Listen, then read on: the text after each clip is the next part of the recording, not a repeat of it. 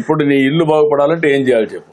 నాకు అది చూపించాలండి. ఆ బిల్లు పాత బిల్లు రావాలండి. ఓకే. ఆ కుర్రోడికి ఏమో కొంత ఏదోటి గవర్నమెంట్ జాబ్ కింద పెట్టర్ చేస్తున్నాడండి. అదొకటి అండి. నాకు ఏదన్నా కొట్టు పెట్టుకుంటాక కొంత హెల్ప్ చేసి పెట్టాలండి. మీరు ఈ ఫ్యామిలీని ఒక P4 కింద ఒక దత్తత తీసుకోవడం, మనం ఈ పనులన్నీ చేసేసి ఇల్లు కట్టేయడం, షాప్ పెట్టేయడం, అక్కడి నుంచి హ్యాండ్ హోల్డింగ్ వాళ్ళకి పెట్టి ఈయనకు ఆదాయం పెరిగేట్టుగా ఈ అబ్బాయికి ఉద్యోగం ఒకటి క్యారియర్లో ఇంకా బెటర్గా చేయడానికి ఏం చేయాలో వర్కౌట్ చేయాలి. ఓకే అమ్మా, గుడ్. కలెక్టరే అడాప్ట్ చేసుకుంటుంది మీ కుటుంబాన్ని. ఇవన్నీ చేసినాక ఏం చేయాలని ఆవిడ చేస్తుంది.